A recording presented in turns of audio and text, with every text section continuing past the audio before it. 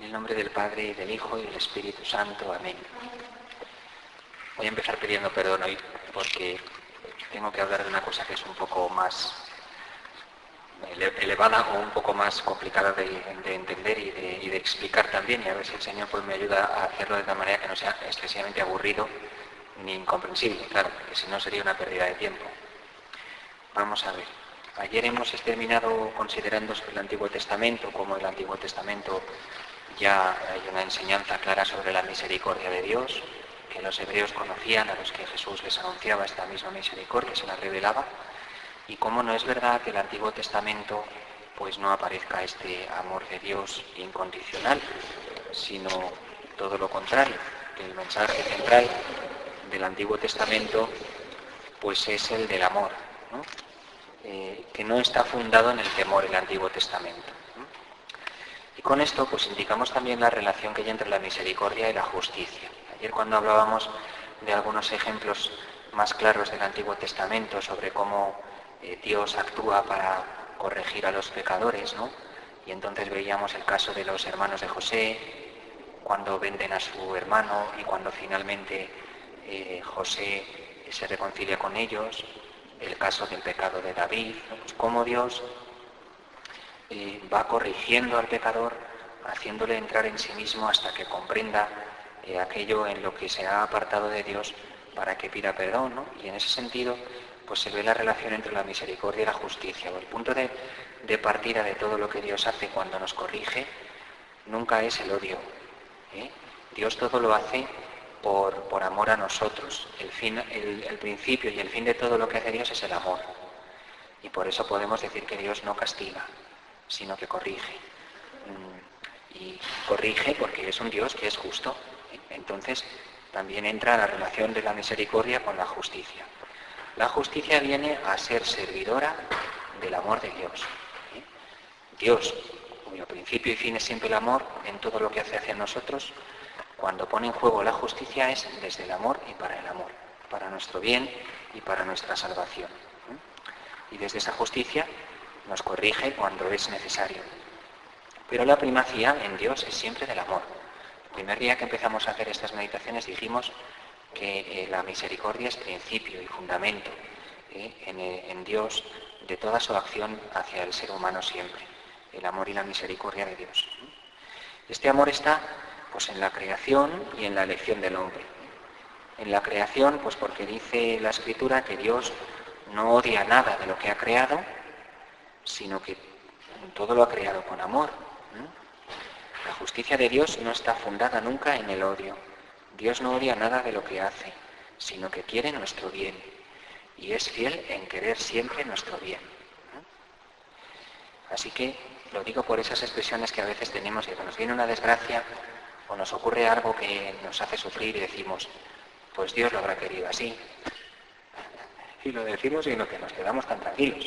O sea, pues Dios ha querido mandarnos una desgracia para que lo pasemos fatal, ¿no? Pues Dios lo habrá querido. Pues no. ¿Cómo va a querer eso Dios? Dios no hace esas cosas. No es justo, ni tampoco es verdadero que hablemos así de Dios, ¿no? Y luego es misterio de elección también, ¿no? Pues de predilección de amor, ¿eh? Porque Dios, que nos ha amado con amor eterno, por eso nos ha creado y por eso nos ha llamado y nos ha mantenido siempre su favor, ¿eh? Y nos promete que aunque se retire en los montes, nunca se apartará de nuestro lado su amor, ni su alianza de paz vacilará.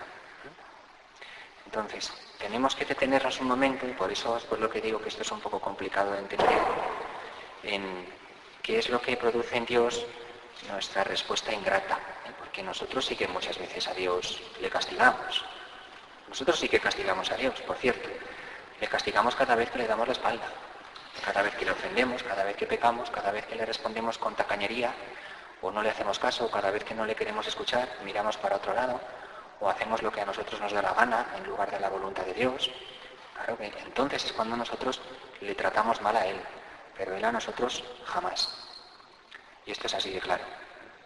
¿Cuál es la reacción de Dios cuando nosotros le respondemos ingratamente?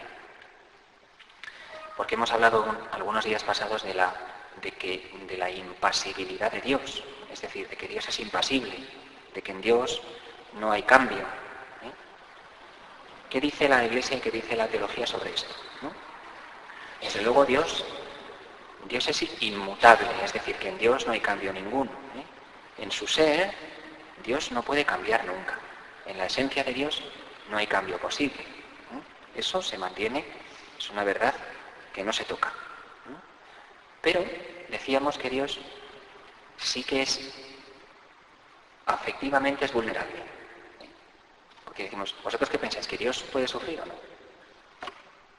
¿Puede sufrir Dios?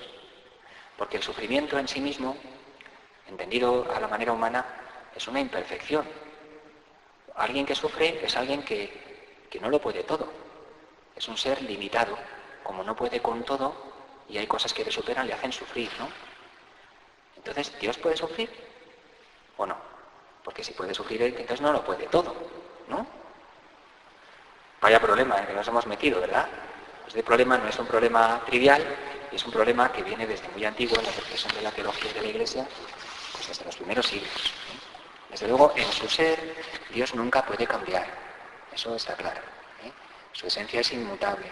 Nosotros no podemos dañar el ser de Dios, hacerlo cambiar, ni transformarlo, ni modificarlo, ni Él en sí mismo cambia tampoco. Lo que podemos decir es que no se puede presentar a un Dios que psicológicamente sea frío. Es decir, un ejemplo, porque esto es un poco difícil de explicar. Una persona que contempla cómo están destruyendo a una familia y lo está contemplando sin inmutarse, como si le diera igual lo que está ocurriendo. Imaginad, alguien que está viendo cómo están asesinando a una familia y el rostro impasible, sin cambio ninguno, sin experimentar emociones ni de compasión ni de nada. Como que le da igual, ¿no? Presentar a Dios de esa manera es injuriar a Dios. No se puede decir que Dios sea frío y no cambie, ni sienta, ni padezca ante nuestro sufrimiento. Eso no se puede decir. Dios desde el principio y por principio es misericordioso y eso forma parte de su esencia. Entonces se plantea la cuestión de si Dios es apático o si hay alguna pasión en Dios, si Dios padece o no padece algo. Había un padre de la Iglesia de los primeros siglos que se llamaba Orígenes, que decía que Dios Padre no es impasible, ¿no? Porque si se le pide, Él tiene piedad y compasión y Él sufre una pasión de amor, ¿no? Esta es una expresión religiosa, sufre una pasión de amor. Está claro que no es una pasión que a Dios se le imponga desde afuera, es decir, que nosotros no podemos hacerle daño a Dios, no podemos imponerle cosas desde afuera para alterar su manera de ser o su forma de comportarse. Nosotros nunca podemos condicionarle, ni presionarle, ni obligarle, ni esclavizarle. No podemos nosotros manejar a Dios, eso está claro. Ese es el misterio para nosotros. Dios sufre una pasión de amor, digamos, y libremente nos ama. No nos ama porque nos necesite, sino que nos ama libremente. Y está la clave. Dios no nos necesita, nos ama libremente. Y no busca nada a cambio en nosotros, ni nos necesita para vivir. Ahora, cuando Dios ama libremente, en ese amar no puede dejar de desear que le amemos. No sé si esto se entiende. Cuando Dios nos ama, lo hace libremente, pero en el mismo amar, por lo que el mismo amor es, pues no puede dejar de desear que le amemos. Por el amor, no por la necesidad, por el amor libre. Dos ejemplos. Vamos a poner dos ejemplos que se entiende un poco mejor y así a ver si cambian las caras que estáis poniendo. Pues el primero, del enamoramiento. Cuando alguien se enamora, ¿no? En el amor matrimonial, ¿no? El amor del matrimonio, el amor personal, es un amor libre. Entonces, uno siente la atracción por la otra persona, ¿no? El novio por la novia o al revés, ¿no? O el chico por la chica. Ahora, esa atracción, cuando uno experimenta la atracción por la otra persona, pues es libre de aceptarla o no. El que se enamora se ve muy inclinado hacia la otra persona Y hay un momento que tiene esa opción de enamorarse o no. ¿Me entrego o lo rechazo? ¿Doy pie a este enamoramiento y me entrego a él o lo rechazo? Y es una decisión libre que tiene que tomar la persona, ¿no? Porque hay quien dice, yo no me quiero enamorar porque si me enamoro sufro, me va a tocar sufrir. Y tengo egoísmo suficiente como para pensar esto. Y entonces rechazan eso, ¿no? Es libre, pero sabe que si da el sí, va a sufrir. Porque desde el momento en que damos un sí, queremos ser correspondidos. Y el comportamiento de la otra persona, si no me corresponde, pues me llega al alma, me hace sufrir. Nosotros decidimos libremente si entregarnos o no. Pero en el momento que decidamos que sí, no podemos dejar de esperar que el otro nos corresponda. Y si no me corresponde, sufro, porque estoy enamorado. ¿Se entiende esto? Esto es verdad. Pues eso le pasa a Dios. Es lo mismo que le pasa a Dios. Es una analogía, es decir, que no expresa plenamente lo que ocurre en Dios, pero puede introducirnos en ese amor de Dios, el del enamoramiento. El segundo ejemplo es el de un padre con su hijo. Un hijo que no se atreve o no puede robar a su padre. Imaginad que un padre que tiene mucho dinero, que tiene millones de euros, y él está convencido, el hijo, ¿cómo voy a robarle yo a mi padre? ¿No? Tiene ese dinero bien guardado, estoy convencido de que no puedo hacer esto. El hijo nunca hará eso. Lo que el hijo sí que puede hacer es, después de que su padre a lo largo de muchísimos años ha trabajado para cuidar de su hijo, le ha preparado un negocio que se lo quiere dejar a él, le ha preparado una casa y se la quiere ofrecer, pues el hijo lo que sí puede hacer es decir, no quiero nada de todo esto.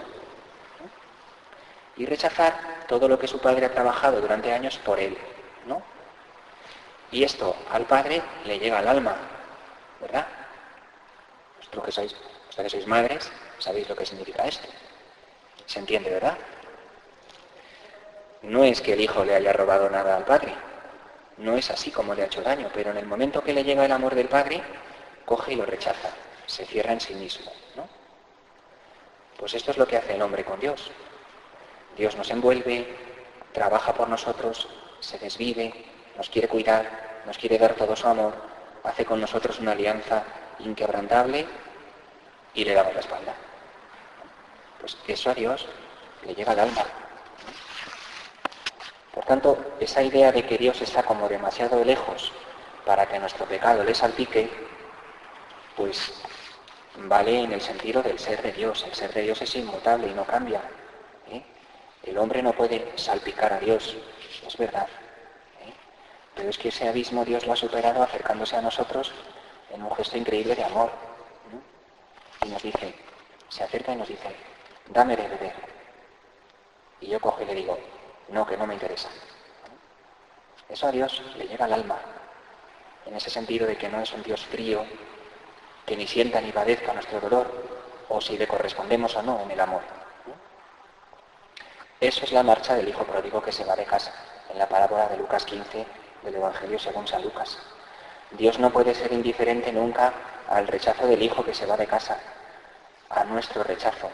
Somos el hijo que le da la espalda, que se le ha alejado, pero seguimos siendo sus hijos y Él no se puede olvidar de nosotros.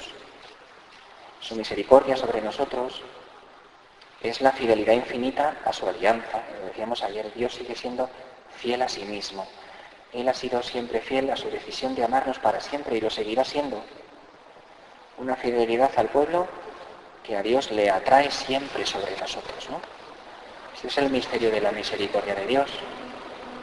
Es fiel a sí mismo y fiel con nosotros de una misma vez, porque es misericordioso en su propio ser. Podemos entonces meditar esto. Si comprendiéramos con qué cariño nos ha amado Dios, nos ha elegido, nos ha tratado de introducir en la intimidad de su amor, y cómo tantas veces le hemos dado la espalda y nos hemos desinteresado, y Dios, que a pesar de eso no cesa en su amor porque no quiere que nos perdamos. Eso lo expresa la parábola del hijo pródigo cuando el padre, al ver al hijo desde lejos, sale corriendo a su encuentro sin esperar ni siquiera que llegue, siempre esperando, sin cesar, siempre dispuesto, siempre con los brazos abiertos, siempre con la casa preparada para nosotros. Este es el gran misterio de la misericordia de Dios, que ya veremos concretada a partir de aquí en la parábola del Hijo Pródigo, en la que ya vamos a comenzar a entrar a contemplar la enseñanza de Jesús en el Nuevo Testamento, que nos revela el rostro del Padre misericordioso. Gloria al Padre, y al Hijo, y al Espíritu Santo.